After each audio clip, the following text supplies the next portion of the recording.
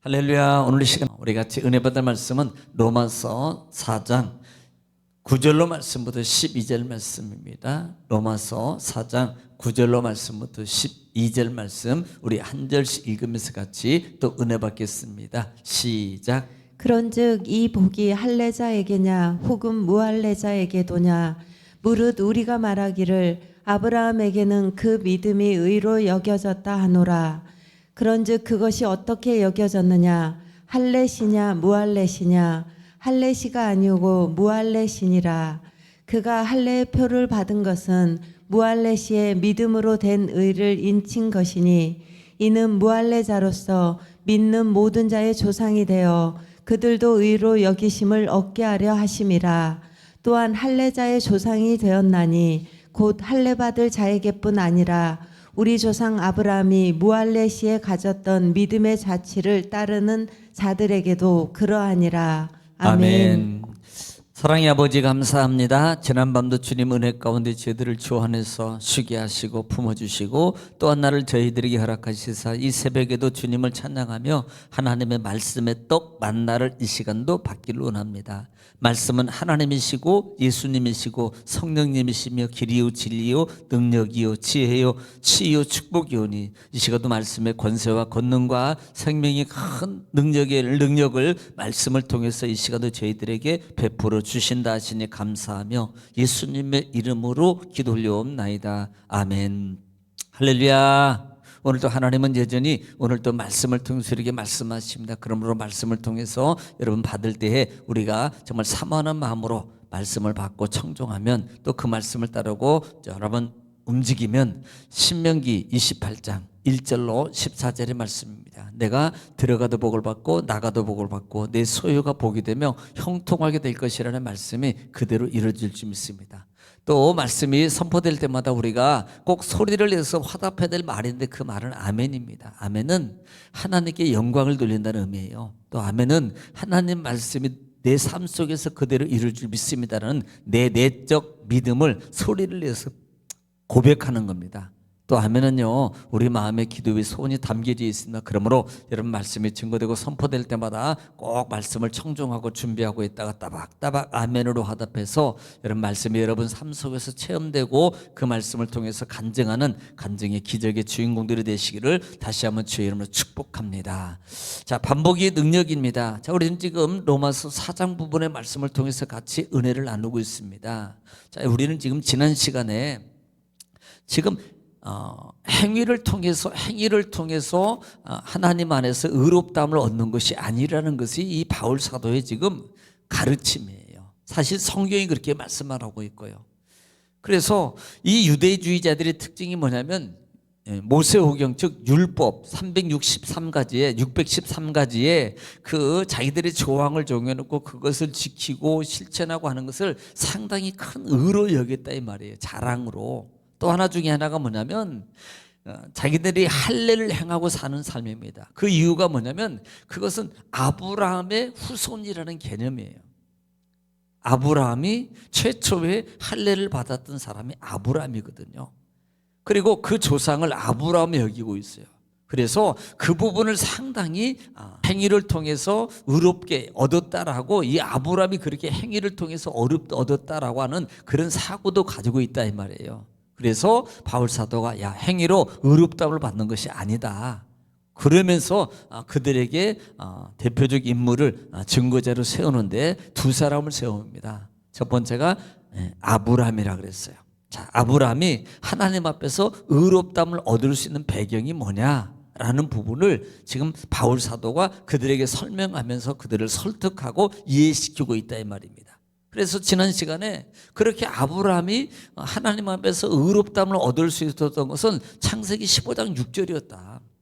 이미 그가 하나님 여호와를 믿음으로 여호와께서 그를 의롭다 하셨느니라는 그 말씀을 명확하게 됩니다. 믿음으로 하나님을 섬겼다는 거예요. 믿음으로 하나님을 따랐다 이 말입니다. 그래서 하나님께서 그를 믿음의 의로 여겼다고 이미 성경에 하나님 말씀하고 있지 않느냐. 이 부분을 지금 바울 사도가 강력하게 말씀하고 있다 이 말이에요.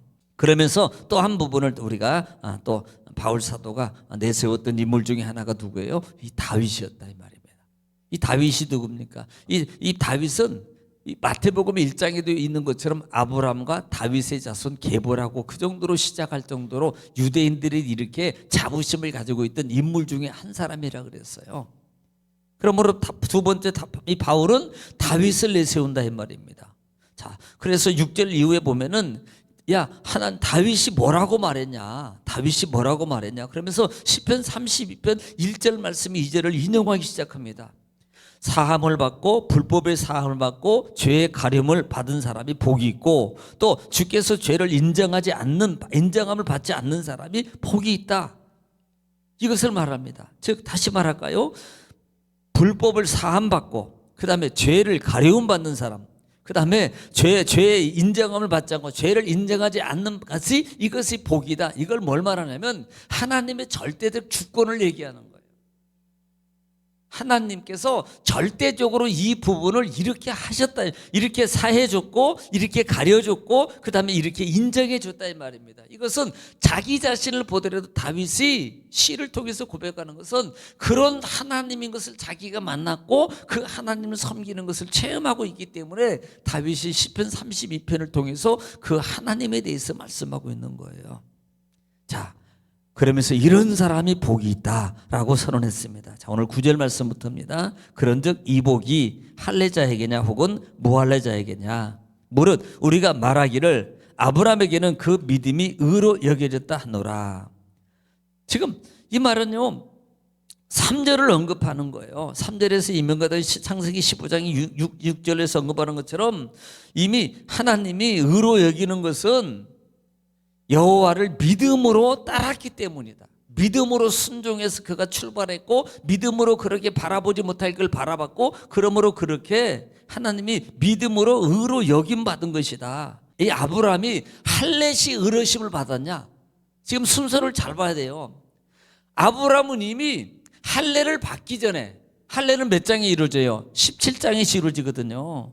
할례는 17장에 이루어지고 한 아브라함이 의롭다함을 받았던 인정받은 것은 15장입니다. 무려요 한 약 14년인가 그 정도 시간이 걸려요. 이 차등이 있습니다.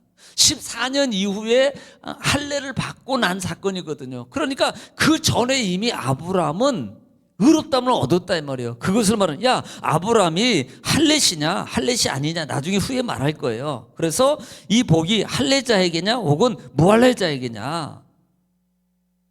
네, 우리가 말하기를 아브라함에게는 그 믿음의 의로 여겨졌느니라. 이것이 무할례시에 하나님이 아브라함을 의로 여겼다 이렇게 말하는 거예요. 그래서 할례자에게냐 무할례자에게냐 이걸 말하고 있는 거예요.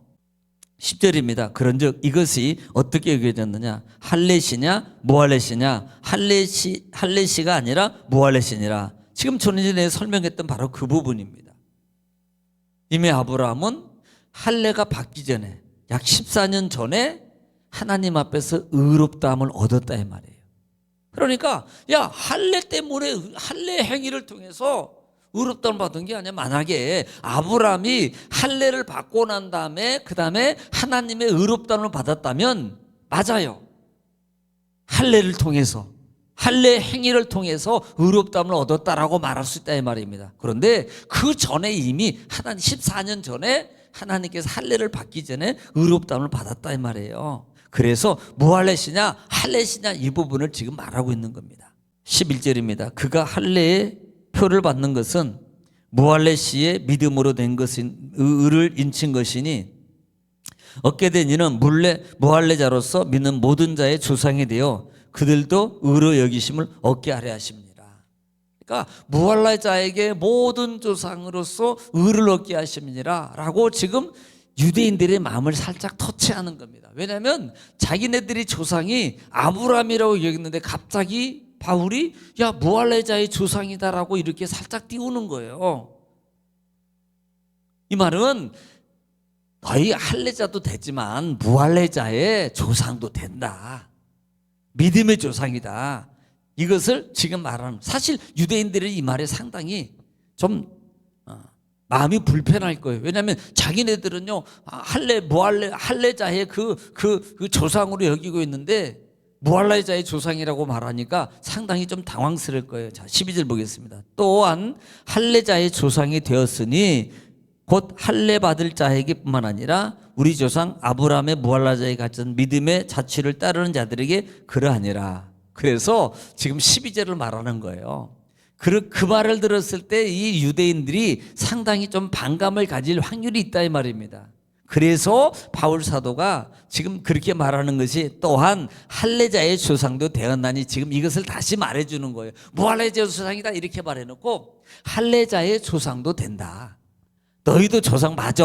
지금 달래주는 거예요. 달래주고 그러고 난 다음에 곧 할례를 받은 자에게뿐만 아니라 우리 조상 아브라함이 무할례자에 가졌던, 다시 말하면 할례자에게나 무할례자에게나 믿음으로 자취를 따르는 모든 자에게 다 하나님의 의로 여겨진다. 그리고 그분들의 조상이다. 이렇게 바울 사도가 말하는 겁니다. 중요한 것은 우리가 행위로 구원을 받는 것이 아니라는 것을 바울 사도가 로마서를 통해서 명백하게 말하고 있고, 또 하나는 할례를 통해서 행위, 이 할례를 통해서 받는 것이 아니다라는 부분들을 성경의 직접적인 인물 아브라함과 또한 다윗을 증거자로 내세워서 유대인들에게 명확하게 가르쳐주고 있다 이 말입니다.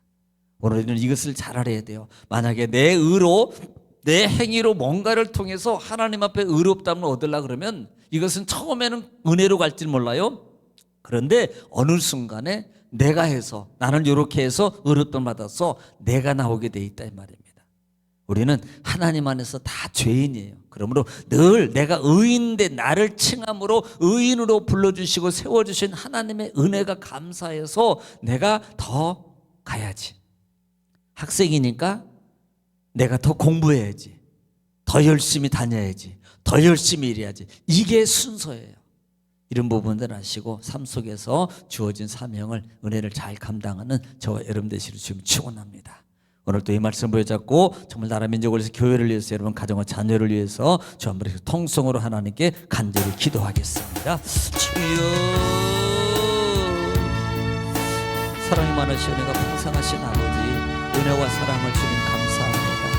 하나님께서 우리를 사랑하시고 아버지 하나님을 또 말씀을 통해서 알게 하시고